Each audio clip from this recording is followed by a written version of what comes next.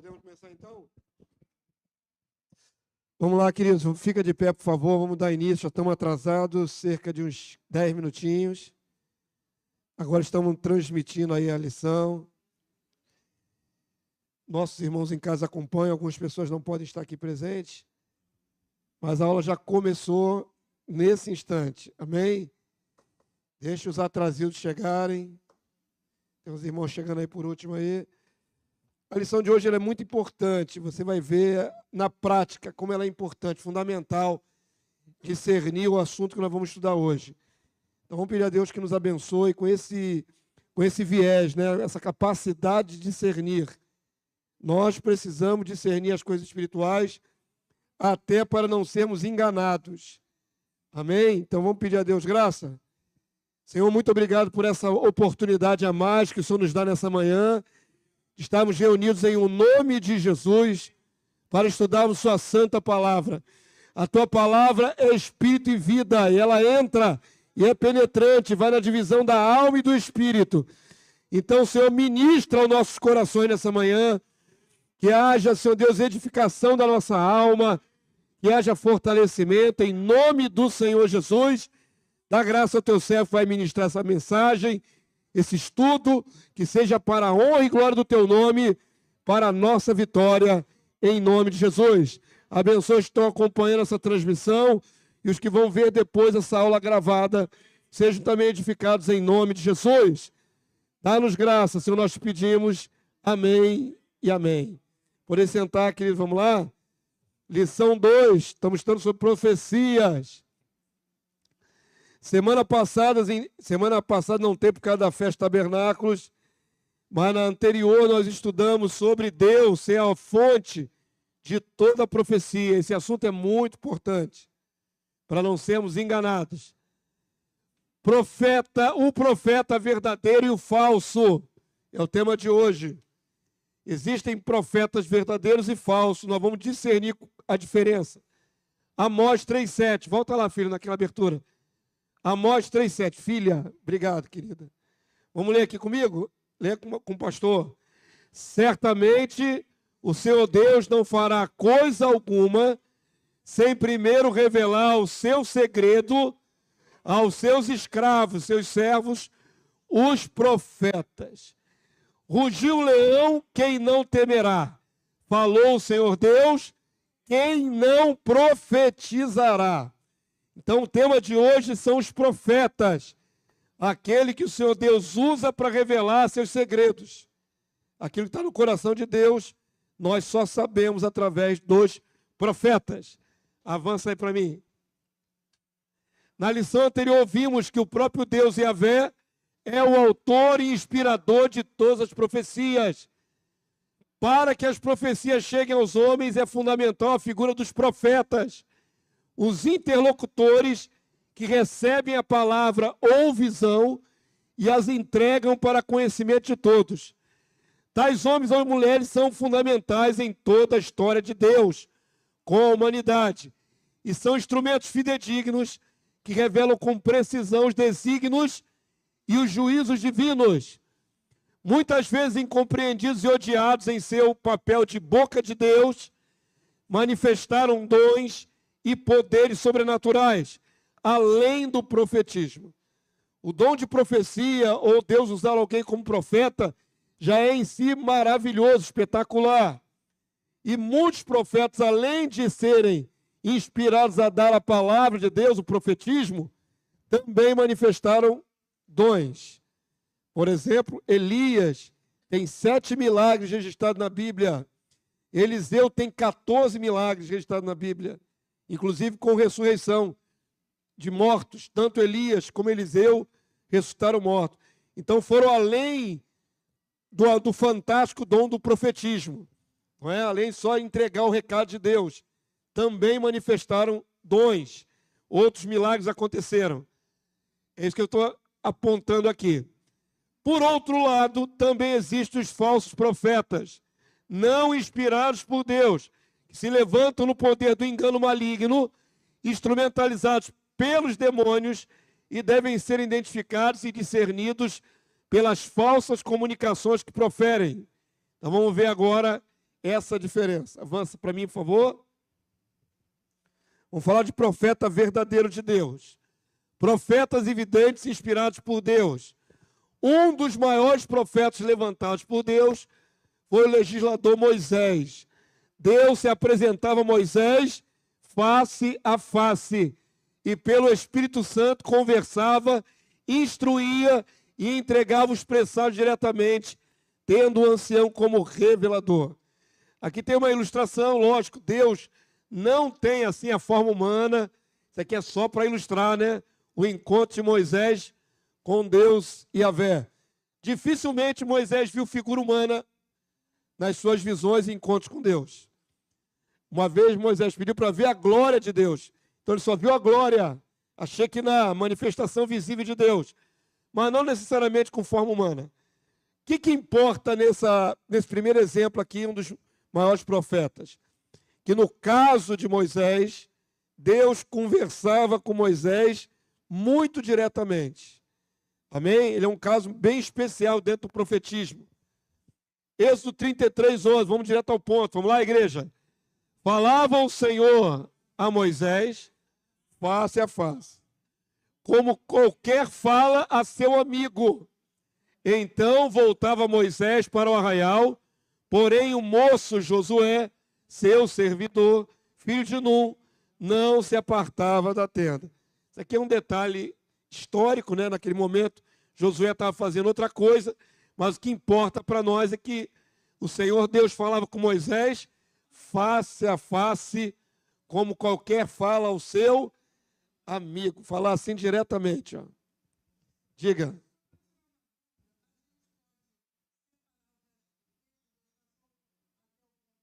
Pode, se você quiser, depende da aplicação. Ela perguntou se pode separar o texto, dependendo da aplicação. A Bíblia ela está toda, né, dividida em capítulos, dividida em versículos, mas isso é redacional. Na verdade, nos originais não tem essas divisões. Você pode, a nível didático, aplicar até onde você precisa num texto e ignorar o restante. Isso aqui, por exemplo, é um comentário que não acrescenta muito sobre profetismo, né? Que é o nosso tópico. Então, falando aqui, ó, Deus falava com Moisés face a face. O fato de Josué estar na tenda não muda nada. Oi? A gente costuma fazer assim, se você parar aqui, aí você diz Êxodo 33, 11, parte A. Se você quebrar aqui no meio mais uma vez, Êxodo 33, 11, parte B. E a última parte passa a ser a parte C.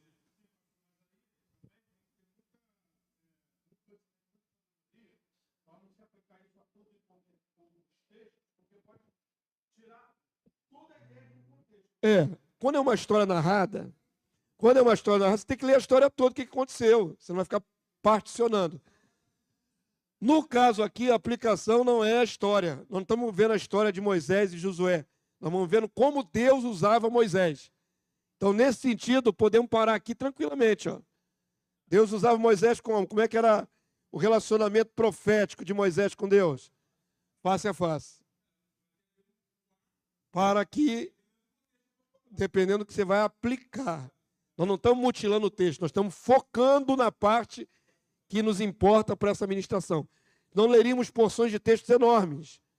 Avança para mim, mais um, por favor. Só para testificar isso, como era o relacionamento de Moisés como profeta e Deus, Êxodo 14, 10 a 11. Vamos lá, leia com o pastor, vamos aprender. Esses textos que eu estou ministrando hoje, eu não me lembro de ter ministrado nunca antes. Então são textos bastante inéditos, importantes para o nosso entendimento. Vamos ler juntos? Então disse Moisés ao Senhor: Ah, Senhor, eu nunca fui eloquente, nem outrora, nem depois que falaste a teu servo, pois sou pesado de boca e pesado de língua. Isso aqui foi quando Deus chamou Moisés para o ministério. Ele apresentou as suas características limitantes. Não falo direito, não sou uma pessoa de falar muito e sou pesado de língua. Alguns estudiosos chegam a dizer que ele era gago. Pesado de língua, se ele tivesse dificuldade de dicção. Não há 100% de certeza sobre essa interpretação. Amém? Mas, de qualquer maneira, ele está apresentando as limitações dele como vaso, como homem. Verso 11, aí Deus vai dar uma resposta, ó. Respondeu-lhe o Senhor: quem fez a boca do homem? Ou quem faz o mudo, ou o surdo, ou o que vê, ou o cego? Não sou eu o Senhor? Vai, pois, agora, e eu serei com a tua boca, e te ensinareis o que há de falar. Ele, porém, respondeu: ah, Senhor, envia aquele a quem há de enviar, menos a mim. Isso aqui é um barato, né? É o homem relutando para fazer a vontade de Deus. Deus já falou: eu vou dar um jeito na tua boca. Não, envia outro, por favor. Não eu não. Eu não. Menos a mim. Ah, Jesus. Antes não é assim também? Reluta pra caramba para fazer a vontade de Deus. Deus tem que ter muita paciência com esses vasos da terra. Avança para mim. Misericórdia, minha irmãnete. Vamos lá, continua. Então, olha só. Eu falei que Deus tem que ter paciência, mas aqui rapidinho Deus perdeu a paciência. Então se acendeu a ira do Senhor contra Moisés e disse: não é Arão o levita teu irmão? Eu sei que ele fala fluentemente. E eis que ele sai ao teu encontro e vendo-te se alegrará em seu coração. Tu, pois, lhes falarás e ele lhes porás na boca as palavras. E lhes porá na boca a palavra. Eu serei com a tua boca e com a dele, e vos ensinarei o que deveis fazer. Ele falará por ti ao povo. Ó, o irmão teve que ajudar no ministério profético de Moisés. Virou uma espécie de porta-voz. E te será por boca, e tu lhe será por Deus. Deus não tirou o encargo de Moisés. Ele apresentou todo tipo de justificativa. Não, vou falar é contigo. Você fala para o teu irmão fala para o povo. Mas eu não vou falar direto com Arão, vou falar contigo. Responsabilidade é contigo. Não tirou dele, não. Mas como ele apresentou dificuldade de gagueira, sei lá o que ele tinha, aí usou um interlocutor, o irmão Arão. Então, muitas vezes Moisés recebeu o recado de Deus, comunicou o recado para Arão, e Arão abriu para a Assembleia de Israel.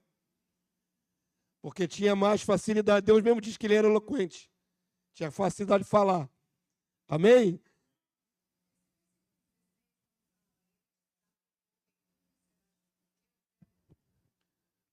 Não é Deus aqui tetagrama, não. Só quando é tudo em maiúscula. Lá em cima. Representante de Deus. É como se Deus falasse diretamente. Através dele. E colocou um peso enorme sobre Moisés. Moisés, você para Arão, você vai ser a minha representação. Ele ia entregar a profecia. Falar em profecia e entregar o recado de Deus. Ele ia entregar para Arão e Arão ia entregar para a plateia maior de Israel. Não interpretaria não. Vamos lá, vamos voltar aqui. Quando Deus fala, não carece interpretação do profeta. O profeta entrega como Deus fala, mesmo que seja enrolado, mesmo que seja uma visão, mesmo que seja uma metáfora. Não tem interpretação, não. A pessoa tem que repetir. O profeta é mero papagaio de pirata. Sabe papagaio de pirata, esse termo? Só repete. Falou, repetiu. Não pode acrescentar palavras. Avança aí para mim. Números 12 e 8. Vamos lá, igreja. Boca a boca, falo com ele, com Moisés, claramente, e não por enigmas, pois ele vê a forma do Senhor. Como, pois, não temeste falar contra o meu servo, contra Moisés? Então, Moisés foi um profeta diferenciado.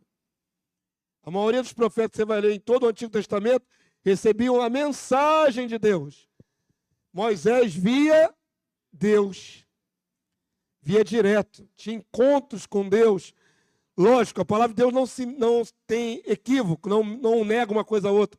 Jesus disse, ninguém jamais viu a Deus. Então, o que Moisés viu de Deus? A glória que Moisés viu de Deus foi uma manifestação de glória, chamada em hebraico Shekinah. Uma manifestação visível de glória, mas não quer dizer que ele viu Deus como ele é de fato. Nenhum homem jamais viu a Deus. Moisés chegou a desejar que Deus desse o mesmo dom profético a todos de Israel. Isso aqui é muito legal. Isso aqui vai abrir o leque no futuro na igreja. Amém? Números 11, 29, vamos lá? Porém Moisés lhe disse: tens tu ciúmes por mim?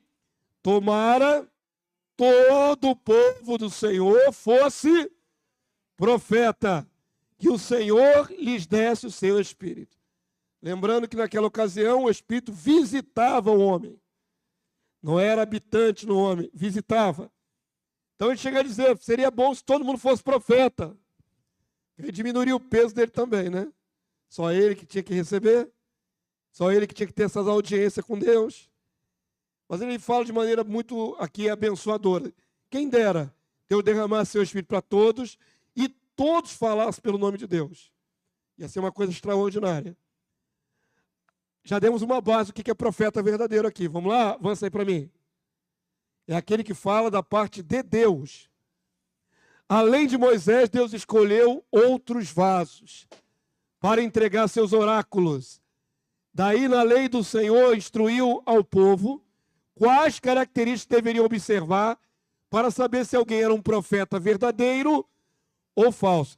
Eu acabei de falar que o povo era visitado pelo Espírito. Então, presta atenção. No Antigo Testamento tinha Moisés já autêntico como profeta diante do povo. Mas se Deus quisesse usar qualquer outro israelita, Deus usava e pronto. É soberania divina. E aí, de repente, um cidadão lá no meio de Israel, de qualquer uma das tribos, era tomado pelo Espírito do Senhor e entregava um recado, por exemplo. Como é que Israel, o povo de Israel, que está lidando com recados de Deus, sabe discernir quando é Deus e quando não é Deus? Deus instruiu na lei o diagnóstico. O que vocês têm que observar para saber se fui eu mesmo que falei ou não foi? Isso é muito interessante, né? Nós vemos um tempo agora pós-modernista, mas que tem aí os dons proféticos. Tem gente que entrega profecias de Deus. Tem igrejas que tem bastante gente falando em nome de Deus. Mas como saber quando é de Deus e quando não é de Deus a profecia? O que autentica o profetismo? Quando se cumpre. Basicamente, se aquilo que foi dito se cumpre. Bem, mas vamos aprender com a palavra? Deuteronômio, capítulo 18. Vamos ler? Suscitar-lhes-ei um profeta do meio dos seus irmãos, semelhante a ti, em cuja boca porei as minhas palavras, e ele lhes falará tudo o que eu lhe ordenar. De modo que todo aquele que não ouvir as minhas palavras, que ele falar em meu nome, disso lhe pedirei contas. Quando Deus está usando um verdadeiro profeta, ele entrega um recado direto do trono da graça, e a pessoa que ouviu não der conta, não quiser dar ouvidos, aí ela vai ser culpada. Porque Deus usou um instrumento na terra para falar o que ele quer. Aí é Deus falando, não é o homem. É esse o caso aqui. Verso 20, vamos lá? Porém, o profeta que presumir de falar alguma palavra em meu nome, que eu lhe não mandei falar, ou que falar em nome de outros deuses, esse profeta será morto. Então, na antiga aliança não era boa coisa você bancar profeta, não. Se estivesse inventando profecia, seria morto. Imediatamente, execução sumária, sem apelação, sem advogado, sem nada. Falso profeta é morto na antiga aliança. Amém? Todo mundo entendeu? Avança aí para minha filha, por favor. Deuteronômio 18, 21. Se disseres no teu coração, Como conhecerei a palavra que o Senhor não falou? Esse é o detalhe mais importante. Quando é de Deus, quando não é de Deus a profecia? Como é que eu vou saber? Deus ensinou, vamos lá? Sabe que quando esse profeta falar em nome do Senhor e a palavra dele, se não cumprir, nem suceder, como profetizou, esta é a palavra que o Senhor não disse. Com soberba a falou o tal profeta, não tenhas temor dele. É simples, cumpriu é de Deus. Não se cumpriu o que foi dito, então não é de Deus. É simples assim. Como é que eu ensino se aquela palavra profética daquele vaso é de Deus ou não é de Deus? Tem que ter cumprimento cabal, total. Ah, pastor, cumpriu 1/3 do que falou. Não, não é de Deus. Deus, quando fala, cumpre 100%. Diga, minha irmã.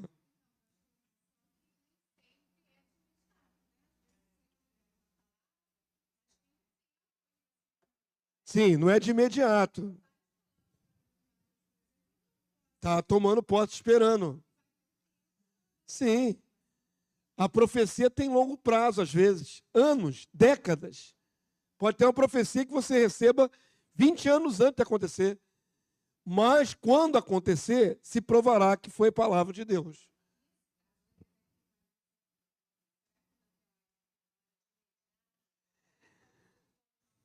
Não necessariamente imediato, mas eles tinham muitas necessidades de direção de Deus, né?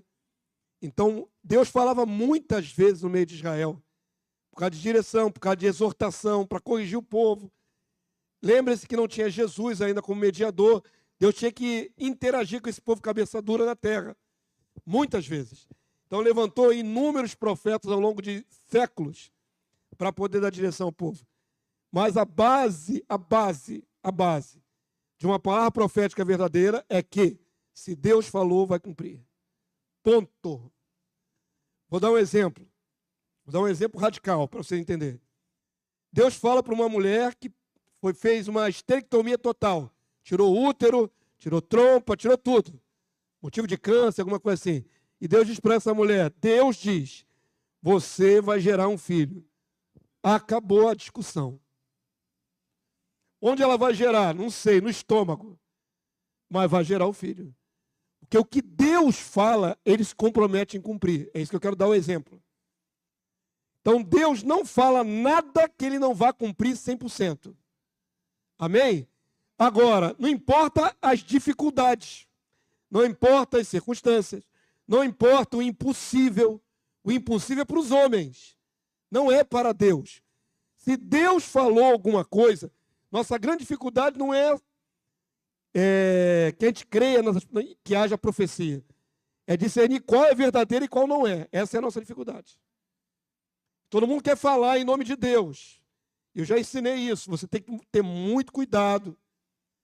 Mesmo que você não tenha dom profético, até numa oração que você faça a favor de uma pessoa. Já vi gente cometer erros do tipo, vou dar um exemplo, antes de passar a palavra. Alguém levantou o dedinho aí, foi a Luciana. Só um minutinho para eu completar o raciocínio. Já vi gente cometer erro do tipo assim, algum irmão ficou desempregado. Aí se pede assim, ora pelo irmão para que Deus abra uma porta de emprego. Aí o irmão, empolgado para ajudar o outro, fala assim, em nome de Jesus, meu Deus, que esse irmão na segunda-feira esteja empregado. Você não pode fazer isso. Você não pode fazer isso se Deus não falou contigo que segunda-feira está empregado. Se Deus falou contigo que segunda-feira a porta está garantida, pode chover canivete, ter terremoto, e ainda assim o irmão vai entrar naquela porta. Porque Deus cumpre o que fala. Não pode ser só a sua boa vontade. Se eu querer, eu quero que meu irmão esteja empregado segunda-feira, isso aí não vai valer de nada. E pode prejudicar a fé do seu irmão. Porque ele pode ouvir da sua boca como pensando que é um recado de Deus direto. E ele vai se agarrar a essa esperança. Chega lá, ele é barrado na entrevista, nem se classifica. Como é que fica isso na cabeça do irmão? Deus falou, mas não cumpriu. Nem questiona o vaso, questiona Deus. Ou falar que já está curado, determinar que já está curado uma pessoa, se Deus não falou. Você pode clamar, você não pode determinar nada. Nós não determinamos nada. Nós falamos o que Deus diz. Então, muito cuidado com essas promessas que fazemos em oração, quando Deus ainda não falou. Se Deus falou, vai cumprir. Diga, Luciana.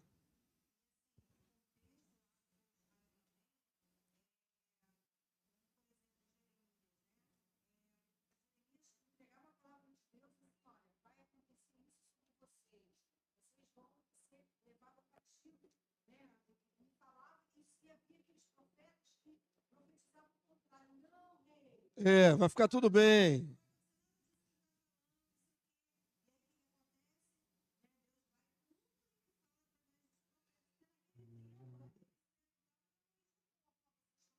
Isso aí. Só vitória, não tem correção nenhuma, né? Se você não se mudar, você vai perder sua salvação.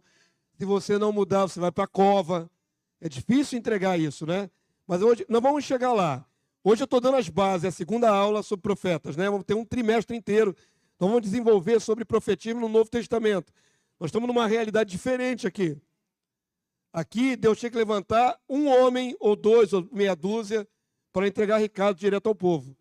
Não eram todos capazes de entregar uma revelação de Deus, uma profecia de Deus. Amém? Diga, irmã.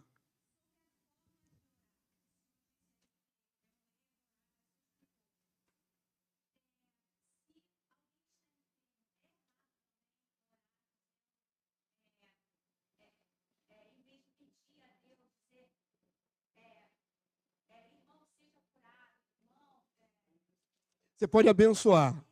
Você pode abençoar. Eu te abençoo em nome de Jesus, que você seja curado. Você está decretando uma palavra de cura. Mas você dizer assim, já está curado, você determinar. Você determinar, você não pode. Ninguém pode determinar nada se Deus não determinou.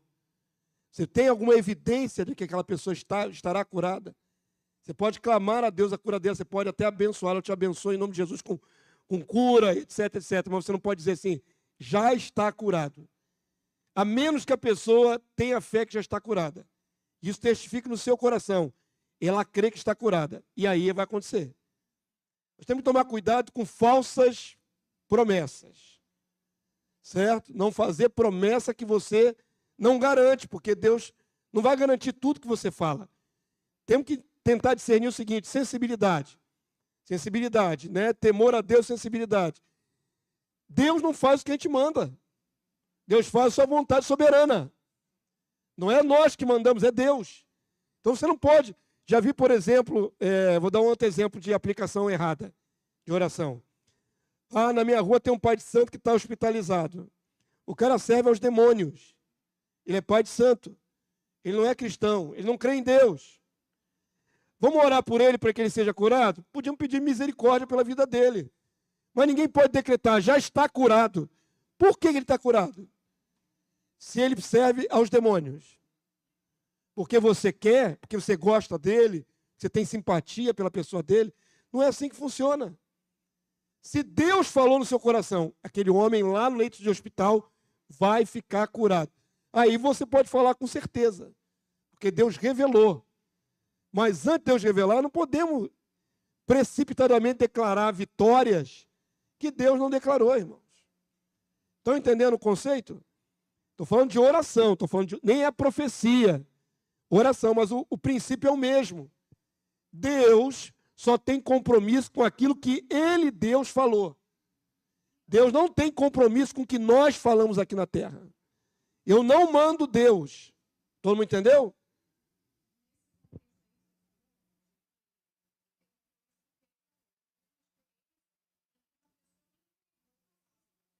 Sim.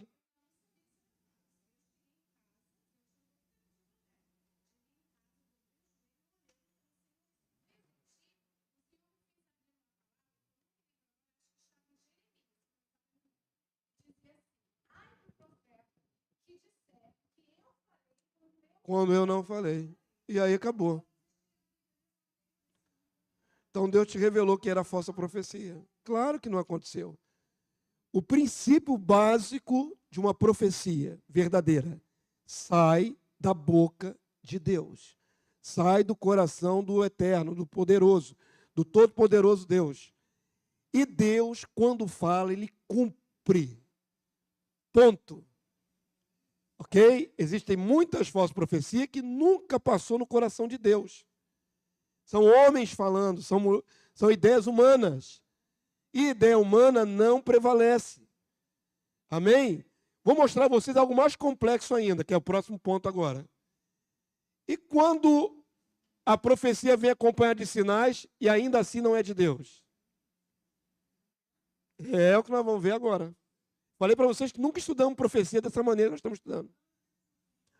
Quando o profeta entrega algo com sinais e ainda assim não é de Deus. Agora ficou mais complexo, não ficou mais complexo? Mais difícil de discernir.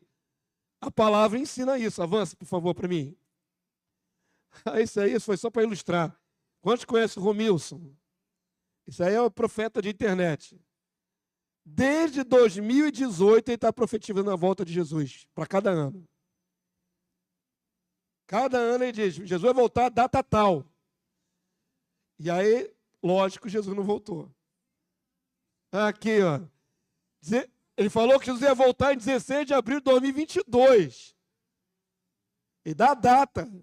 E cadê que volta? Aí no ano seguinte ele conserta. Agora Jesus volta em 2023. Aqui ele falou arrebatamento em abril. É amanhã o arrebatamento. O arrebatamento é amanhã. Dá vontade de rir, né?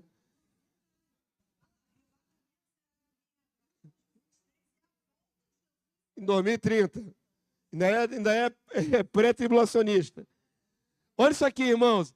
Essa aqui é a sexta data que ele profetizou. Agora, sabe o que é o pior? Seguidores dele. 109 mil pessoas no canal. Ah, não, não é não. Tem gente que acredita. 109 mil pessoas no canal dele. Vocês já viram ele profetizando? Parece um bêbado. Ele fala igual um bêbado, assim, com a cara meio torta, assim.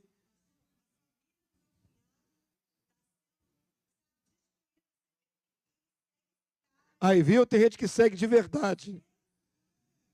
A irmã Luciana tem parentes que seguem esse Romilson. E vai profetizando. E vai dizendo. Na primeira vez que esse homem profetizou a volta de Jesus e nada aconteceu, ele tinha que perder 100% do crédito. Deus não fala nada que não cumpra. Como é que se vê que você é um falso profeta? Primeira vez que ele errou, já perde totalmente a credibilidade. Zero credibilidade. Para de considerar tudo que ele fala, porque ele é falso. Ponto. Simples assim.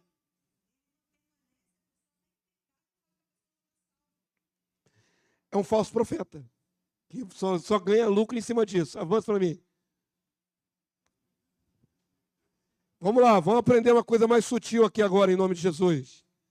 E quando o profeta der um sinal e o sinal acontecer, e ainda assim não é de Deus, como é que nós vamos discernir isso?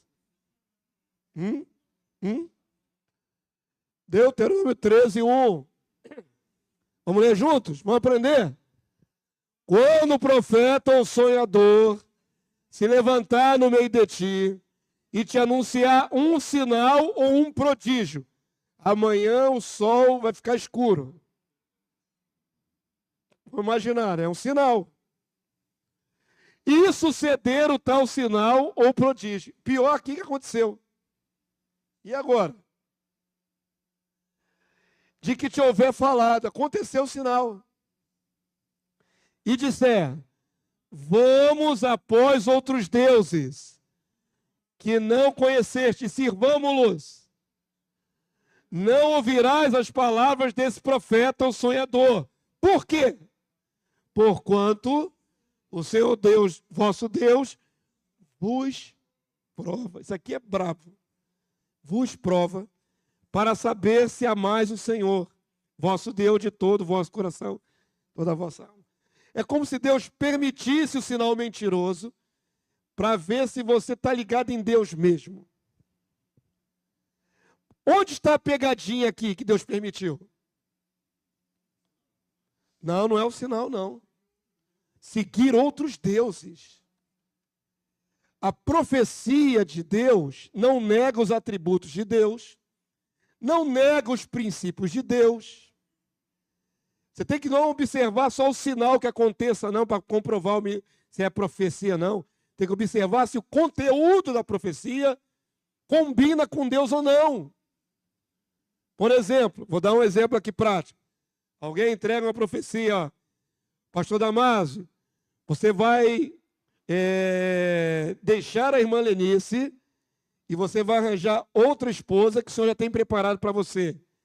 Ela tem 23 anos de idade. Dá até o CPF da criatura. Por que essa profecia é falsa? Porque Deus não desfaz casamento nem endossa adultério. Você tem que discernir no bojo da profecia se tem alguma incoerência com o próprio princípio de Deus, com o caráter de Deus.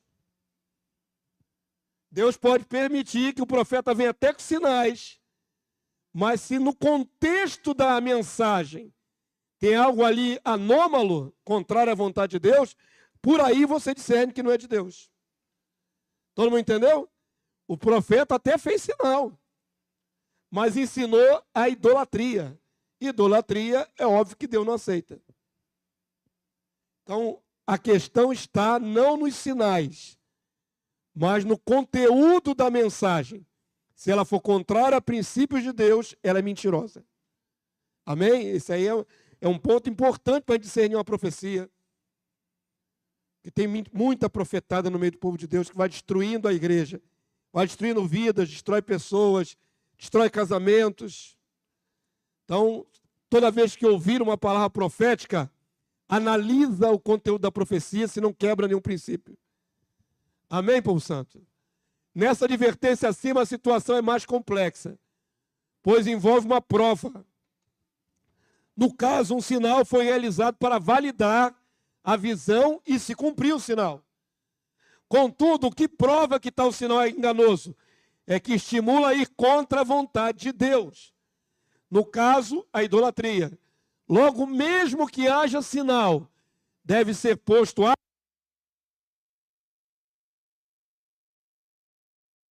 da validação da palavra inerrante de Deus. Então, toda profecia tem que passar pela prova da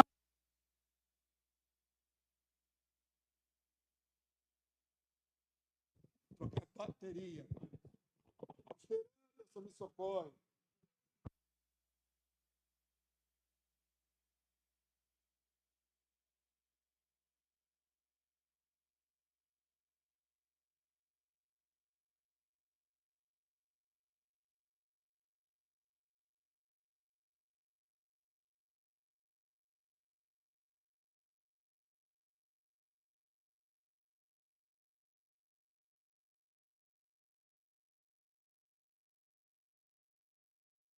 Esse aqui?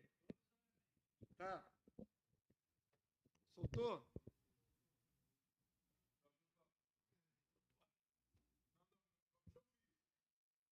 Isso aqui mesmo, por só provisório. Daqui a pouco boto lá de volta. Todo mundo entendeu então a questão, irmãos? O que é mais importante, o sinal ou o conteúdo da mensagem? O conteúdo da mensagem. Diga.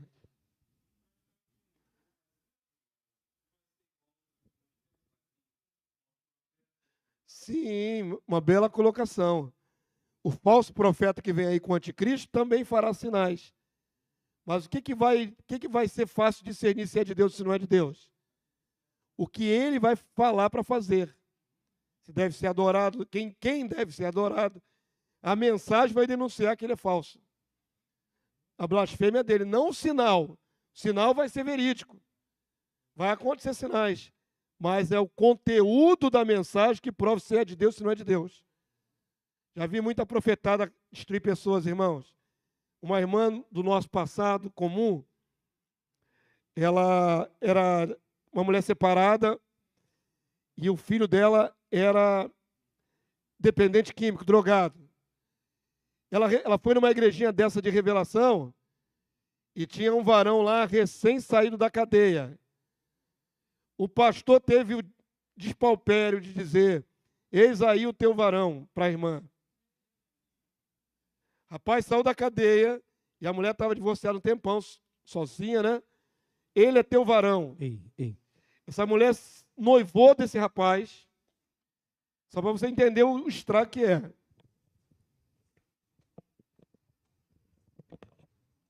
Essa irmã noivou desse rapaz, em tempo recorde, assim, em poucos meses, 2, 3 meses, noivou desse rapaz, que o pastor disse que era o varão dela. E esse rapaz passou a fornecer droga para o próprio filho dela dentro de casa. Virou traficante particular dentro de casa. E antes, na véspera do casamento, deu uma coça nela. Bateu nela. E ela casou assim mesmo. O pior não foi a coça. O pior é ela casar depois de apanhar dele. Na véspera. Por quê? Profecia. Diz que ele é teu varão. Ela deve ter se agarrado essa falsa esperança de que haveria uma mudança, uma conversão. O cara forneceu droga para o filho dela dentro de casa. O filho dela é dependente químico. Isso é uma história verídica. Não estou ilustrando. É fato. Profetada destrói, irmãos. Muitas profetadas no meio do povo cristão, né? Tem que ser investigado o conteúdo da revelação. Avança aí para mim. Jeremias 23, 28. Vamos ler? Está grandão. O profeta que tem sonho, conte-o, como apenas sonho. Mas aquele em que está a minha palavra, fale a minha palavra com verdade. Que tenha palha com trigo, diz o Senhor. Sonho é sonho, profecia é profecia. Deus está separando as coisas. Sonhar, todos nós sonhamos, nem tudo é de Deus. Por mais interessante ou bonito que seja o sonho, tem que ter elementos discerníveis no sonho de que tem um recado ali de Deus. Vou talvez fazer uma lição só sobre sonhos proféticos. Vai te entender isso, tá bom? Que é uma outra área, né? Da profecia, é o sonho profético. Mas nem todo sonho é de Deus. Amém? Sempre vai haver diferença. Palavra que Deus entrega direto. Palavra. Sabe aquele famoso jargão aí? Eis que te digo. É isso aí. Se abriu assim, eis que te digo, tem que ser Deus falando. Através da pessoa. Se não é, é da cabeça da pessoa. É falso profeta. Jeremias 28, 9. Vamos lá? O profeta que profetizar paz, só ao cumprir-se a sua palavra, será conhecido como profeta, de fato, enviado do Senhor. Aquilo que a irmã Luciana falou. Havia muitas guerras em Israel com inimigos, por causa do pecado do próprio Israel. Mas havia sempre os profetas da paz. Não vai acontecer nada, Deus é conosco, Deus vai vencer os inimigos. Isso aí era mentira. Quando Deus levantar um profeta verdadeiro para dizer, vocês vão ser destruídos. Por causa do pecado de vocês. Vocês vão para o cativeiro. Por causa do pecado de vocês. Isso era verdade. O resto era só torcida. Torcendo o contexto de Deus. Não adianta. Amém? Palavra de Deus é palavra que saiu da boca de Deus. Palavra do coração do homem, por mais bonitinha que seja, por mais assim, inspirativa que seja, é palavra de homem. E palavra de homem, Deus não tem compromisso. Só tem compromisso com o que ele, Deus, fala. Amém? Todo mundo está entendendo? Está sendo proveitoso para a sua vida? Discernir um pouco sobre profecia? Eu acho bom, porque há muitas profecias sendo lançadas no meio do povo de Deus. Avança aí para mim. Então vamos falar desse falso profeta. Sabemos que o verdadeiro fala pela boca de Deus. O falso. A inspiração é demoníaca. Falsos profetas podem ser movidos pela própria mente corrompida ou por possessão de demônio. A ganância pode ser o motivador ou a sensação de poder e status. No caso do profeta Balaão, contratado para profetizar contra Israel, se fez em profeta de aluguel. Profeta se vendeu. Vocês sabem da história de Balaão, da mula de Balaão que falou com Balaão, não sabem? Pois bem, Balaão foi contratado a dinheiro para profetizar contra Israel, que vinha saindo do Egito. Números 22, 7. Vamos ler? Então foram-se os anciãos dos moabitas e os anciãos dos midianitas, levando consigo o preço dos encantamentos. Ó, o preço dos preço. A ênfase aqui é o preço, o valor. E chegaram a Balaão e lhe referiram as palavras de Balaque, o rei. O rei enviou din-din, dinheiro, recursos, para que ele fizesse um encantamento, para que soltasse uma sentença contra Israel. Avança aí para mim. Deuteronômio 23, 4. Porquanto não foram ao vosso encontro com pão e água no caminho, quando saís do Egito, e porque alugaram. Quando eu falei que é um profeta de aluguel, o termo usado aqui é alugaram contra ti Balaão, filho de Beor, de Petor, da Mesopotâmia, para ti amaldiçoar. Mas maldição sem causa não se cumpre. Sobre Israel não cabe encantamento, diz a palavra. Então não pode contratar quem quiser para profetizar contra sua vida. Se você não dá brecha, o Deus te protege e nada de mal acontece. Ah, pastor, fizeram um despacho, fizeram a minha porta contra mim. Você está coberto da cabeça aos pés, pela sombra do onipotente Deus e pelo sangue do Cordeiro. Praga nenhuma vai te alcançar. Não tem que ter medo de nada. Porque quem te protege é o Senhor, quem te guarda é o Senhor. Amém? Então pode profetizar à vontade contra a minha vida, não se cumprirá caso eu vigie. Se eu não vigiar, aí dou brecha para o inimigo. 2 Pedro 2,15 fala de Balaão lá. Abandonando o reto caminho, se extraviaram, seguindo pelo caminho de Balaão, filho de Beor, que amou o quê? O que ele amou? O prêmio, o valor. Din, din, din, din, din, din. Então tem falso profeta, que é falso profeta porque é ganancioso, porque quer dinheiro, porque vai ter status. Existe isso, pastor? Existe de monte, irmão. Principalmente os famosos, os televisivos. Né? Tem muito falso profeta, mas está agarrado a dinheiro. Aí tem armações. Armações, irmãos. Vocês acreditam que alguns desses falsos profetas, eles entram na rede social da pessoa para investigar a vida pessoal dela, para quando ela estiver no culto entregar uma, entre aspas, revelação? Existe isso. Existe isso. Ele estuda a vida da pessoa que vai ser alvo da revelação. E aí quando chega no culto ele diz, eu te vi não sei aonde, você está fazendo não sei o quê, com não sei quem. Simplesmente olhou o Facebook da pessoa, o Instagram.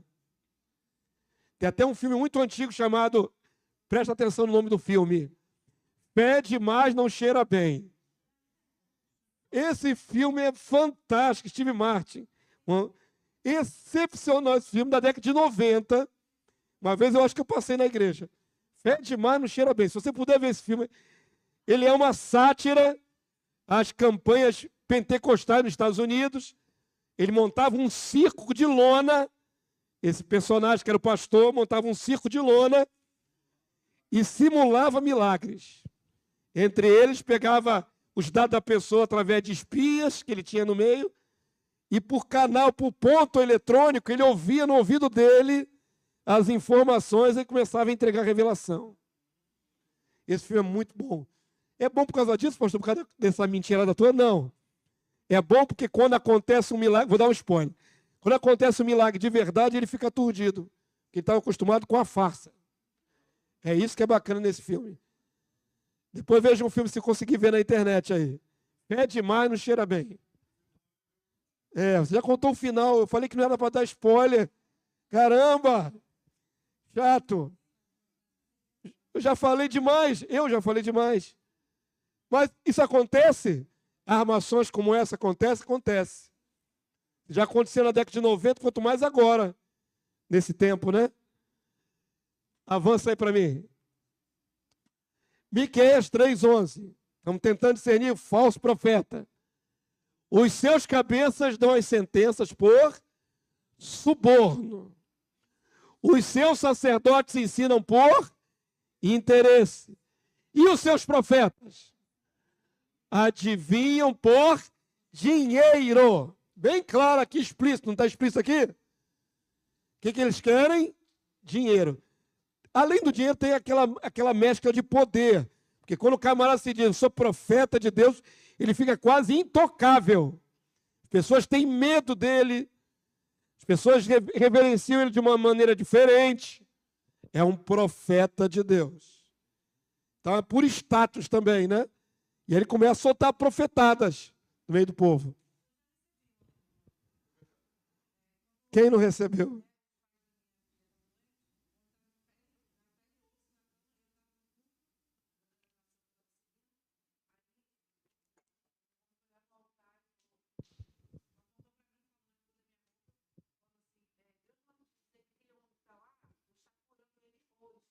E ele morreu no dia seguinte.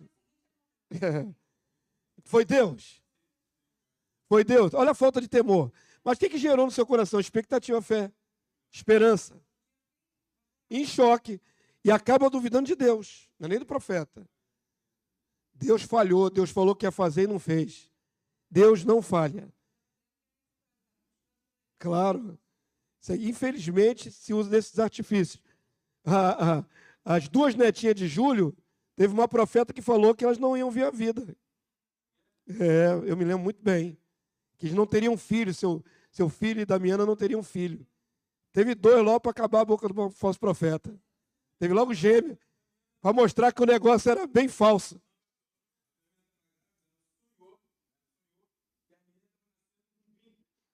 As meninas nasceram com brinco. Para explicar agora isso aqui para quem está ouvindo em casa, não é fácil, né?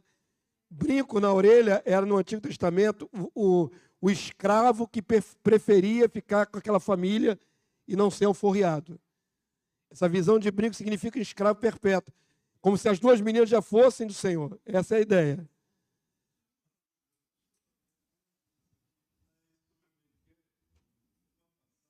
Tem a ver com o assunto?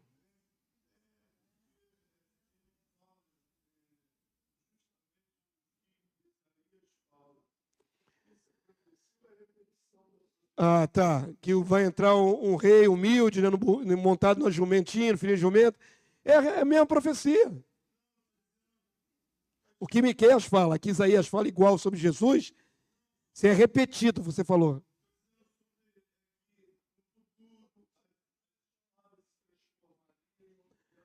Ah, tá. Também tem essa passagem que é repetida nos 2.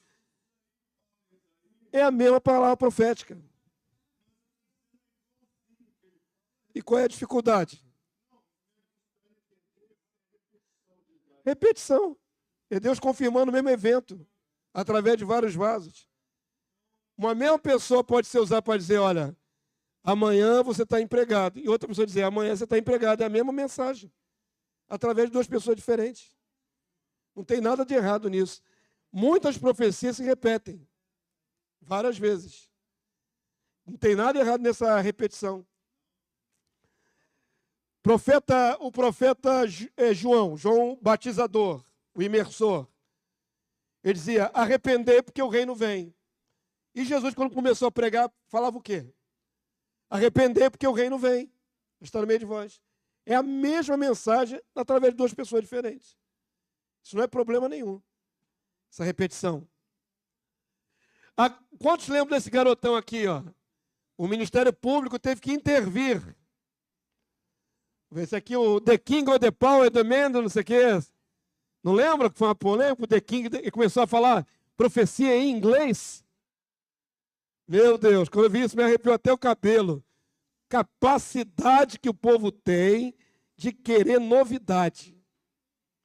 Sabe, os velhos já estão fora de moda. Vamos botar crianças para entreter o povo? Isso aqui é fruto da cobiça da igreja. Não há só os falsos profetas. Há gente que gosta disso. Tem gente que quer... Ô, Lídia, pelo amor de Deus, estou te ouvindo alto aqui no meu ouvido. Não há falso profeta sem pessoas que são consumistas de profecia. Tem pessoa que não faz nada na vida se não ouviu uma profecia. É viciado. Eu vou procurar. E hoje eu não falei com o profeta. Deixa eu ver qual é a igreja que está aberta para eu falar com o profeta. Por que não vai orar? Por que não bota o joelho no chão e vai buscar a palavra? Não. Eu preciso ouvir de um profeta. Fica dependente e viciado em profecia. Esse aí vai ser facilmente manipulado. Porque tem consumidor e tem aquele que se propõe a entreter o povo. Esse menino aqui é um entretenimento do maligno. Infelizmente. Tem a família que ganha muito dinheiro com as profecias dele. Ele estava ganhando fortunas. Eles estavam ganhando fortunas. Os pais dele, os pais daquela outra menina também, que era novinha, que pregava aí. Esqueci o nome da garota também. Hoje ela já era até casada. Vitória, né? É Vitória? Os pais deixaram de trabalhar porque cada uma das audiências da Vitória, cada ministração, era R$4.000. Ela ia numa igreja numa noite e tirava R$4.000 purinho para ela. Não precisa mais trabalhar a família. É só ela em 2 cultos por noite, ela tira 8.000. Isso multiplicado por 2 semanas, 16.000. Por 4 semanas, só os finais de semana. Só os finais de semana ela tinha R$32.000. Fazendo o showzinho dela. Esse camarada aqui foi proibido pelo Ministério Público de falar. Porque é menor de idade. Quando ele chegar a ser maior de idade, se ele continuar nessa vibe aí de falso profeta, ele vai ser liberado, porque não vai ter mais impedimento público, e vai continuar enganando o povo aí. Já está voltando? Pois é. Lamento. E o povo gosta e consome o que ele fala. Esse que é o pior. Jeremias 14:14. Vamos lá, igreja. Disse-me o Senhor, os profetas profetizam mentiras em meu nome. Nunca os enviei, nem lhes dei ordem, nem lhes falei. Visão falsa, adivinhação, vaidade e o engano do seu íntimo são o que eles vos profetizam. Então tem que tomar muito cuidado. Ah, pastor, você não crê em profecia? Creio. Eu vou receber e vou colocar à luz da palavra de Deus. Simples assim. Se for profecia de tempo curto, já com data de validade, eu vou esperar o cumprimento da data de validade. Se nada acontecer, eu desconsidero aquela pessoa para sempre como profeta. Para sempre. Se entregou uma vez mentira do próprio coração, vai entregar de novo. É corrompido.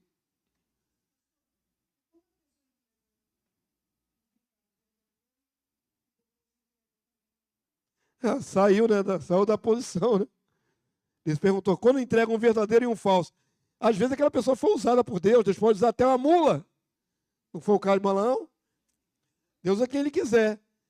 Agora, se depois for usada por um falso profetismo, perdeu o crédito totalmente. Para mim, não é mais profeta. Pois é. É do íntimo, tá vendo aqui? É do íntimo. Ó. É alma. Isso aqui é pura alma corrompida. Percebam o seguinte, que aqui nesse contexto aqui, nem é demônio ainda. É da própria pessoa. É vaidosa. Ainda não está aqui no caso de demônio ainda.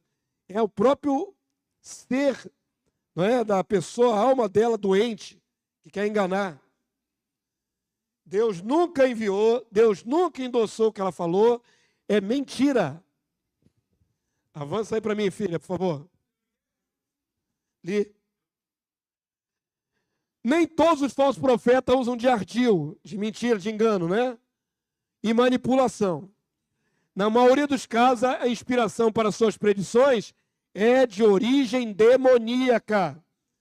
Alguns são da própria vaidade da mente, mas outros são inspirados também, irmão, só que não é por Deus.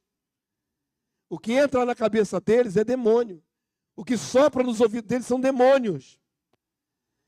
Numa revelação dos bastidores do mundo espiritual, é mostrada a movimentação de anjos que tomariam as bocas dos profetas com mensagem falsa. Isto com permissão de Deus. Presta atenção nesse contexto, já estamos terminando a aula de hoje, ela não é longa. Está bem cedo até, comparado com as outras. Não tem nenhuma hora de aula, mas eu queria que você prestasse muita atenção nesse contexto. Aqui é revelado os bastidores espirituais, o mundo espiritual. E eu preciso que vocês sejam maduros para entender. Existe algo chocante aqui nesse contexto, sobre Deus, que talvez alguns não estejam maduros ainda para entender. Deus pode querer matar uma pessoa na terra? Pode ou não pode? Pode. Deus pode querer tirar quem ele achar que tem que tirar da terra. E ponto. No caso aqui, vai tirar Acabe. Deus tira. Deus tira da terra. Então, Deus queria que Acabe morresse. Certo? Ele é rei. Os falsos profetas diziam, vai dar tudo certo na guerra. Vai dar tudo certo. O verdadeiro profeta não falou isso. Aí o profeta Miqueias vai mostrar o mundo espiritual. Houve uma discussão lá no salão do trono de Deus. Como é que Deus ia cumprir o fato de que ele acabe morto? Deus, no final dessa guerra, quer acabe morto. Eu quero que ele morra na terra. Como é que eu vou fazer? E aí se apresenta um anjo para dizer, eu vou enganar todo mundo lá, aqueles profetas todos. Esse é o contexto. Vamos dar uma olhadinha no texto? Vamos lá? Micaías prosseguiu. O profeta é Micaías, né? Eu falei Miqueias, é Micaías. Ouve, pois, a palavra do Senhor. Viu o Senhor assentado no seu trono e todo o exército do céu estava à sua direita. Anjos. E à sua esquerda, cercado de anjos para todo quanto é lado. Perguntou o Senhor, quem enganará Acabe? Qual é a vontade de Deus? Tirar Acabe da terra, usando estratégia. Quem enganará Acabe? O rei de Israel, para que suba e caia em Ramote Gileade. Ele tem que morrer nessa guerra. Dizia desta maneira e o outro de outra. Perdão, é isso mesmo. Um dizia...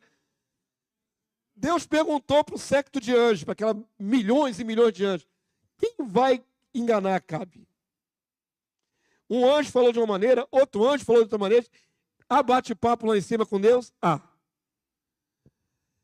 Então, verso 20, vamos lá? Então, saiu um espírito, não disse se é de Deus, se não é, e se apresentou diante do Senhor e disse, eu o enganarei.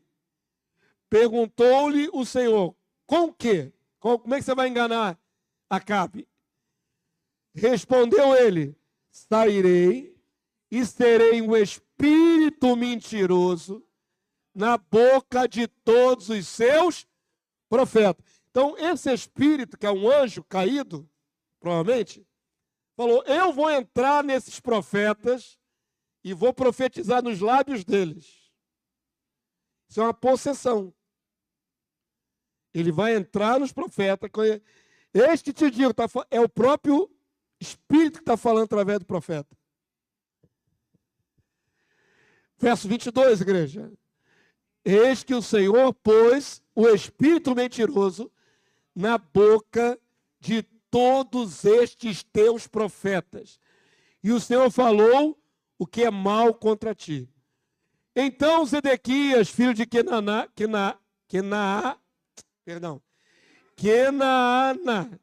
deu uma bofetada em Micaías e disse, por onde saiu o Espírito do Senhor para falar a ti? Disse Micaías, eis que o verás naquele mesmo dia, quando entrares de câmara em câmara para te esconder. O profeta não leva uma bofetada para estar revelando o que Deus já programou. É uma armadilha para Acabe, para que ele morra. Os falsos profetas, inspirados por um espírito maligno, não vai acontecer nada.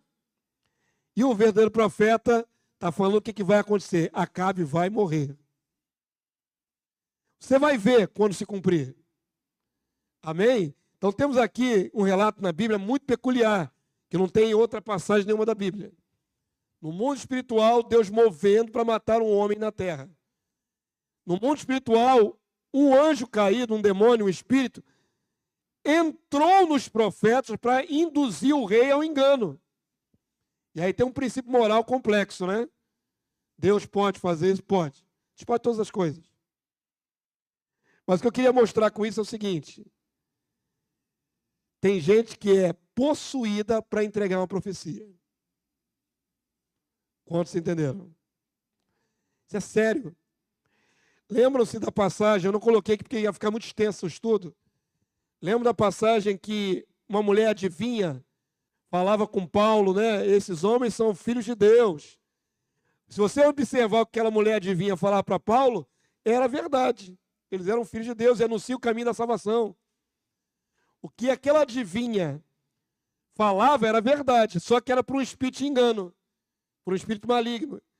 Paulo ouviu uma vez, ouviu duas, ouviu três, na outra ele falou assim, ó, sai dela. Pronto. Expulsou aquele demônio, a mulher perdeu a inspiração que ela tinha, e o dono delas, porque ela ganhava dinheiro, né, através das profecias, dava dinheiro, dava lucro, eles perderam a fonte de lucro, porque saiu dela o que incorporava nela para ela poder entregar essas profecias. Todo mundo entendeu? Não era incomum na antiguidade ter pessoas se dizendo profetas, oráculos de Deus. Ali na Grécia tinha o oráculo de Delfos, é muito famoso na mitologia. Pessoas em transe começavam a entregar profecia. Esse transe nada mais era que possessão demoníaca. Então, queridos, é bom a gente ter esse exemplo na Bíblia para entender que às vezes demônios incorporam em pessoas para entregar uma falsa revelação. Pode acontecer dentro da igreja. Como é que nós vamos saber? Tem que ter o espírito de discernimento de espírito, né? Tem o dom de discernimento de espírito. Sim. Não tem o Espírito de Deus. Eles eram falsos profetas. E no caso, sendo falsos profetas, foram facilmente usados pelo Espírito maligno. Não tinham. E é uma situação diferente, lembre-se. Antes do Antigo Testamento, o Espírito não era residente nas pessoas. Hoje, o Espírito é residente. Não tem poder de entrar numa pessoa que tem Espírito. Então, se é uma falsa profecia, das duas, uma. Ou a pessoa não tem o Espírito de Cristo, e ela está na igreja enganando, e sendo enganada pelo maligno, ou essa pessoa está agindo só pela sua mente carnal. Lembra, nem tudo é demônio. Pode ser a carnalidade, o homem, manipulação, né? O íntimo dele mesmo, querendo manipular ali a congregação através de engano. Emoção.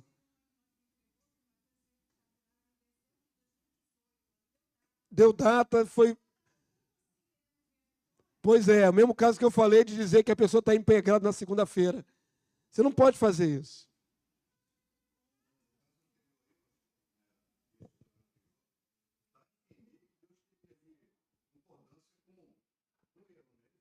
Dá a entender de que Deus usa qualquer meio, até o diabo, para fazer sua vontade na terra.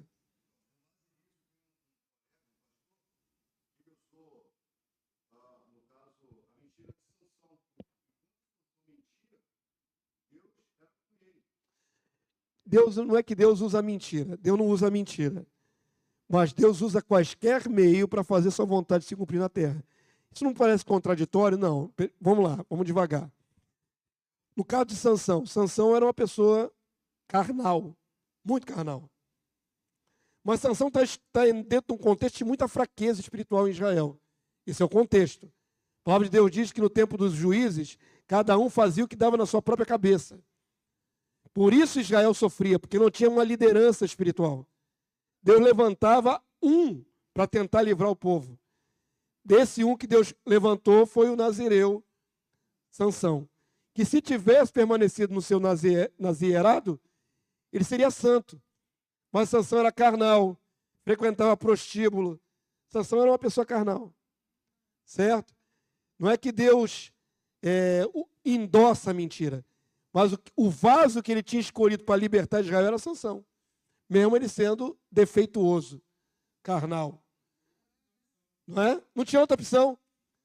Ali era Sansão, o grande guerreiro, aquele que tinha a força sobrenatural, tinha sido escolhido desde o berço, antes de nascer, para ser nazireu. Agora, naquele período ali, é caótica a vida espiritual de todo Israel. Caótica, cada um fazia o que dava na cabeça. Então, o vaso menos ruim que tinha era Sansão, e mesmo assim era carnal.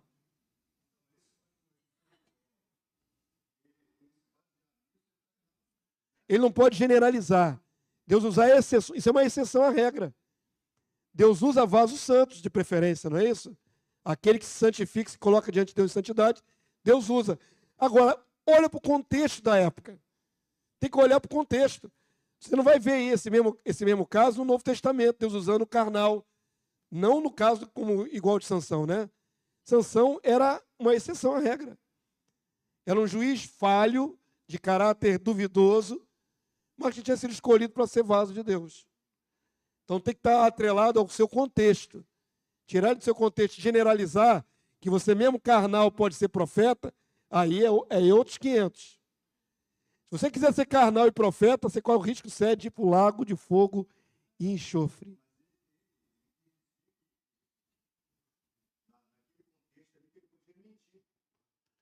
Mas era do homem mentir. Deus não mandou ele mentir. Deus mandou Sansão mentir? Ele era um mentiroso porque era da natureza dele. Deus não está mudando o livre-arbítrio de Sansão. Sansão continua fazendo besteira.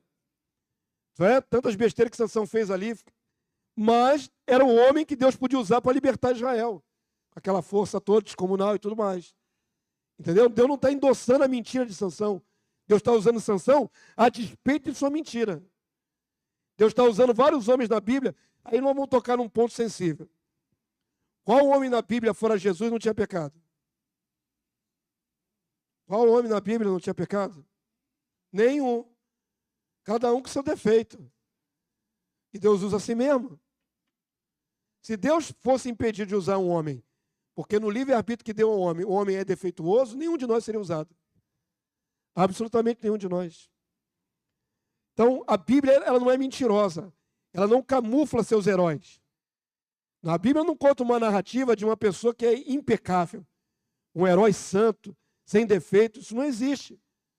Por isso que a Bíblia é verdadeira, porque são homens de verdade, como eu e você, que ora estão sendo usados de maneira extraordinária e outra hora estão sendo carnais. O profeta Elias, por exemplo, um homem que foi usado, fez descer fogo do céu. Outra hora está pedindo para morrer. Entra numa caverna e se esconde. É um homem normal. E a Bíblia vai usar isso no Novo Testamento. Elias era homem sujeito aos mesmos sentimentos. Por que destaca isso a Bíblia? Porque apesar de todos os sinais que ele fez, ele era homem sujeito aos mesmos sentimentos que nós todos. O que nos enfraquece não são sentimentos, como nós percebemos o mundo, como nós sentimos o mundo, as nossas características pessoais. A Bíblia não esconde que os vasos são imperfeitos. A glória é de Deus. E Deus usa vaso imperfeito. Agora, não é porque Deus usa vaso imperfeito que o vaso tem que ser pior de tudo, né? Ficar carnal o tempo todo, sujo. Se acomodar no pecado. Aí não. Nós somos estimulados à santidade. Mas Deus usa vasos imperfeitos. Homens e mulheres imperfeitos. Que ora são uma bênção e ora são uma praga. Não é assim? Com todos nós? Nós não podemos ser tropeços para a vida dos outros também? Avança aí para mim. Jeremias 2,8. A palavra do Senhor diz, vamos lá? Os sacerdotes não disseram, onde está o Senhor? E os que tratavam da lei não me conheceram. Os pastores prevaricaram contra mim. E os profetas? Profetizaram por Baal, pelo espírito do engano. E andaram atrás de coisa de nenhum proveito. Então, homens podem ser usados para o povo de Deus pelo espírito do engano. O que cabe a nós, igreja? Vamos entrar agora nesse mérito para terminar a aula. Como é que você sabe que o pastor de vocês não está sendo usado por espírito de engano? Tem que ser validado pela palavra de Deus, inerrante, e tem que examinar a palavra. Não é assim, discernir o espírito que está saindo dela. Tem que discernir, irmãos. É sutil a beça, né? É muito sobrenatural, mas é absolutamente necessário. Senão nós vamos engolindo coisas que não são de Deus. E a vida que a pessoa leva também tem que ser levada em consideração, né? Avança para mim, avança aí, por favor. Vamos entrar nesse mérito agora. Os falsos profetas não ficaram restritos ao povo de Israel. Ou seja, não foi só judeu que foi levantado como falso profeta. E a antiga aliança. O próprio Filho de Deus, Senhor Jesus, antecipou que no período da igreja, que não é judia, é gentia, surgiriam muitos falsos profetas, tendo poder para enganar a muitos. Mateus 24:11, Mateus 24:24. Vamos lá, rapidinho. Levantar-se-ão muitos falsos profetas e enganarão a muitos, porque surgirão falsos cristos e falsos profetas, operando grandes sinais e prodígios para enganar, se possível, os próprios eleitos. E os próprios eleitos correm risco de ser enganados. Avança aí. Jesus profetizou que ia acontecer isso. Por isso, o apóstolo João advertiu as igrejas sobre como deveriam testar esses tais profetas para discernir se eram de Deus ou adivinhos do mal. 1 João 1:1. Vamos ler? Está só na referência. Aqui não é 1, não? Está errado aqui a grafia? Então foi na hora de manipular o texto que eu errei. Ali é 1 João 4:1. Então, por favor, corrijam quem tiver caneta aí na sua mochila. Isso acontece na hora que eu faço a transição do programa para o computador, para o meu PowerPoint, às vezes eu colo por cima e fica a referência de outro, uma mistura com a outra, acontece. Lamentavelmente acontece porque eu sou falho. 1 João 1. Vocês não querem homem perfeito? Eu não sou perfeito. Acontece. Como eu sou uma editora de um homem só, eu tenho que escrever, editar, ilustrar, redigir, revisar. As grandes igrejas têm editoras evangélicas com vários profissionais para fazer uma lição dessa. E eu faço todas as funções da editora eu somente. Então, às vezes, eu mesmo editando, eu mesmo revendo, não enxergo o erro. Já colhei a referência errada. Está perdoado? Que bom que estou perdoado. No dia que a gente tiver uma editora de verdade, aí vai ter vários profissionais para fazer. 1 João 4:1, então, irmão, vamos lá? Amados, não deis crédito a qualquer espírito. Antes provai os espíritos se procedem de Deus, porque muitos falsos profetas têm saído pelo mundo fora. E aí ele deu uma dica. Se esse que fala aí, né, que é profeta, disser que Jesus Cristo não veio em carne, é espírito enganoso. Que diferença fazia Jesus ter vindo em carne ou não, irmãos? Hoje nós vamos celebrar a Santa Ceia do Senhor. Que diferença faz Jesus ter vindo em carne ou não?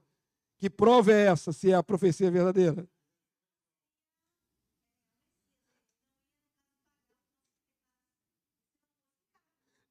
Ele não seria o Messias, é relativo, mas ele não seria um conosco, na mesma natureza, né? Se Deus trouxesse o Cristo de qualquer outra maneira, que não através de um ser humano, no caso Maria, Deus estaria enviando Cristo através de uma outra humanidade. E ele veio resgatar a humanidade caída de Adão. Não entenderam? Ele não seria igual a nós. O mistério de Deus na encarnação do Cristo é que o Messias tinha que ser humano, de carne humana, mesmo sem pecado, mas ele tinha que ser humano. Adão não foi plasmado do barro da terra? Nós todos somos descendentes de Adão. Pertencemos à mesma humanidade. Se Jesus fosse plasmado de uma pedra, ele é a rocha metaforicamente. Mas se Deus quisesse enviar o filho dele para encarnar na terra através da transformação de uma rocha de verdade, uma pedra, e esculpisse essa pedra e o Logos entrasse nessa pedra. Essa outra criatura, que seria o Logos encarnado na pedra, não teria parte alguma com Adão, conosco. Ele seria uma outra criação de Deus. Entenderam? A grande graça da criação é que o Filho de Deus, o Logos eterno, se fez igual a nós, da mesma estrutura, do mesmo material, para poder ser semelhante a nós e se apiedar de nós. O amor de Cristo é isso. E poder substituir o primeiro. Se ele vem de outra natureza, ele não seria nada igual a Adão. E aí está a graça. O que acontecia no período da igreja? O que acontecia no período da igreja? Havia uma doutrina chamada gnosticismo. Já falei várias vezes sobre isso. E o cerne do gnosticismo é o seguinte: a carne é má e a alma é boa. Essa era a filosofia do gnosticismo. A matéria, inclusive o corpo. Por isso não acreditavam em ressurreição corpórea. Eles tinham que libertar a alma boa de dentro de um corpo material que era mau. Esse era o gnosticismo pregava. Então, se chegar alguém dizendo aí que Jesus não tinha verdadeira carne, por melhor que seja a história dele contada, é mentira. Porque alguns iam dizer assim: Jesus não podia ter carne, a carne é má. Para ele ser o Messias, ele tem que ser essencialmente bom. Então, negavam que Jesus tinha de fato carne, mas que o Senhor tinha assumido uma aparência de carne, aparência, e não fato ser humano. Essa era a controvérsia. Então, qual era a maneira de discernir o falso profeta através dessa pegadinha aí? Se ele falar que Jesus não é verdadeiro homem, ele é mentiroso. Era para botar à prova todo pregador que viesse ali pregar sobre isso. Amém? O discernimento era através da verdade. A verdade joga a luz na mentira. Então não interessa qual seja a profecia, não interessa qual seja o vaso usado. O que você deve observar quando recebe uma profecia? O conteúdo da profecia. Não interessa que tenha sinais miraculosos. O que vai valer de fato é o bojo, o ensino da profecia. Se o que está na profecia coaduna, combina com os atributos de Deus, com a verdade de Deus, você pode crer que é uma profecia verdadeira. Se no contexto da profecia tem alguma coisa ali suspeita que não é o princípio de Deus, você pode ignorar porque não é de Deus. Amém? Todo mundo entendeu? A profecia tem que ser discernida assim.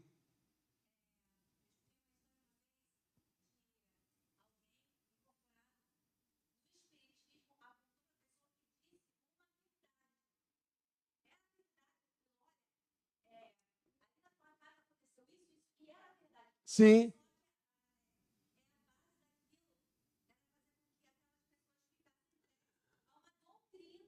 Sim, o Espiritismo faz isso.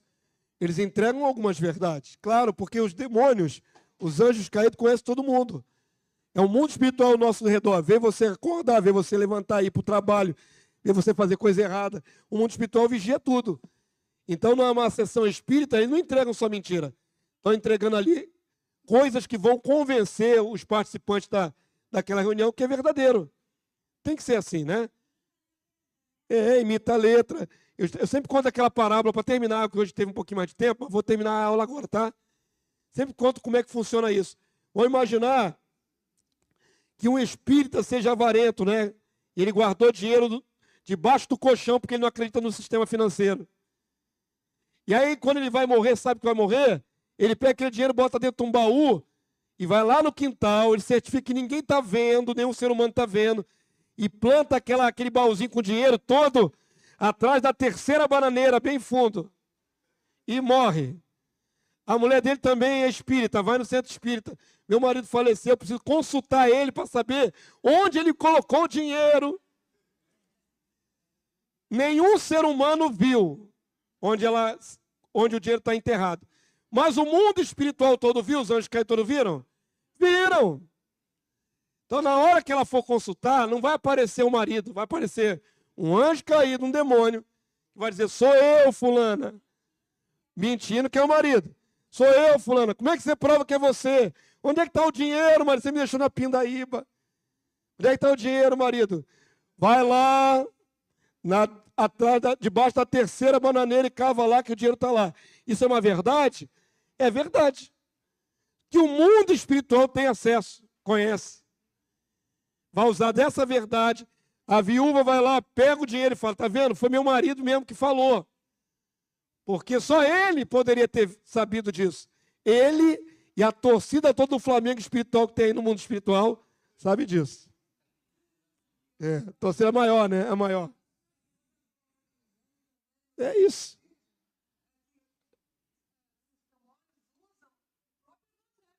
Sim, eles citam o evangelho para dar legitimidade. Com distorções inúmeras, mas é baseado no evangelho de Jesus. Fala, varão.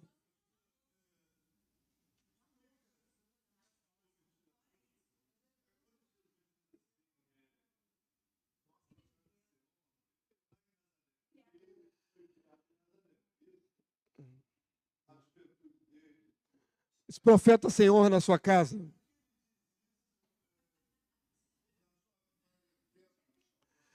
Isso diz respeito, vamos lá, para a gente encerrar.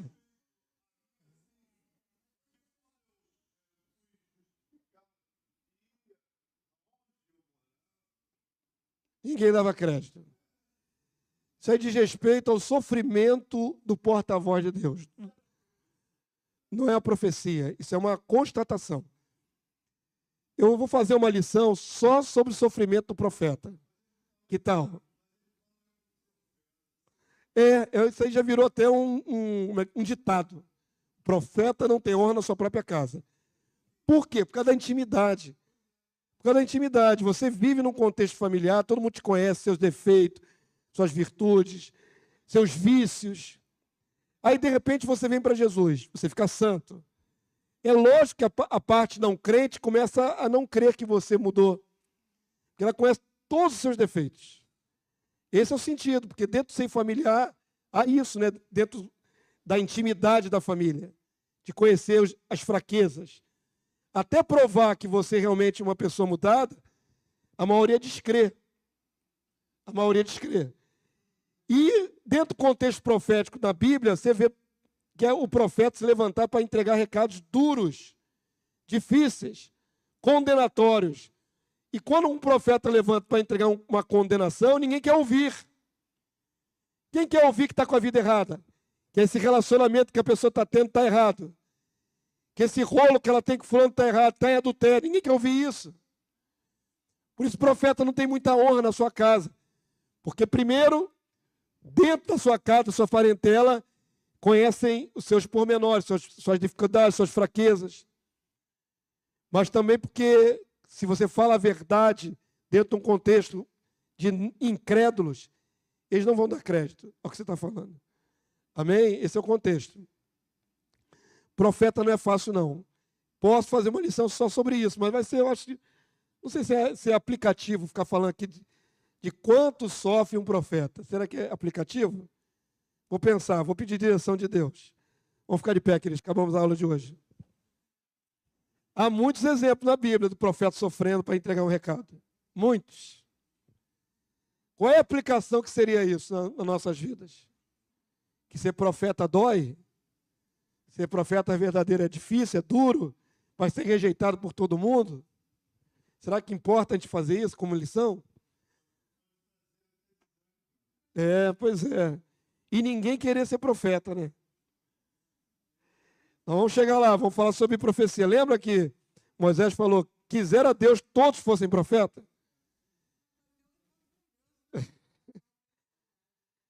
Ninguém quer ser profeta, né? Agora então que eu falei que profeta mentiroso é lago de fogo e enxofre, não falei não, né? Ele era morto na antiga aliança. Ninguém quer ser profeta, mas a palavra de Deus nos estimula a buscar o dom da profecia. Dom da profecia. Paulo fala sobre, especificamente, buscar o dom de profetizar. Que profetizeis, ele usa esse termo. Dentro do contexto bíblico. Então, se alguém quiser ser profeta, pode pedir a Deus. Quer ser profeta? Está afim de ser profeta? Sabendo que falso vai para o lago de fogo sem escala. Vamos pedir a Deus graça. Eu não sou profeta. Deus me deu outros talentos, mas eu não sou profeta. Nego veementemente se alguém me disser, pastor Damásio é um profeta de Deus. Não sou, não.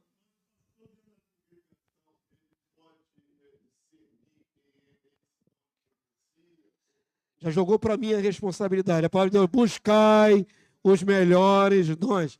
Não joga para o pastor a responsabilidade de apontar profeta. Você quer ser profeta, busca. É assim que a palavra de Deus ensina.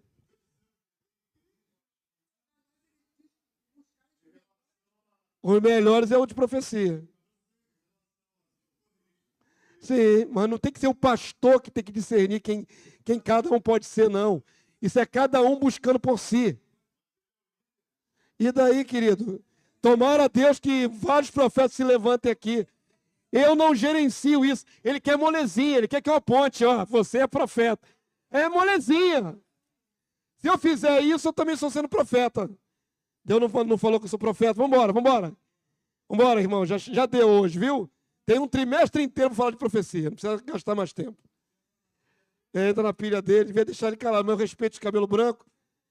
Senhor, muito obrigado por essa manhã na tua presença. Tua palavra, Senhor, sempre será verdadeira. E a tua palavra, Senhor, como verdade, ela nos ensina a vereda da justiça. O que é verdadeiro, o que é falso. Aquele caminho que podemos trilhar com segurança e as várias armadilhas que há nesse mundo, através de demônios, através de homens inescrupulosos. Te peço graça, Senhor, que o ensinamento dessa manhã não saia do coração dos teus servos. Que quando ouvirem uma palavra que seja dita profética, saibam discernir à luz da tua verdade. Dá-nos sensibilidade, percepção, mesmo para as pegadinhas, armadilhas que às vezes acompanham uma profecia. Nos ajuda a discernir, Senhor. Nós te pedimos em nome de Jesus.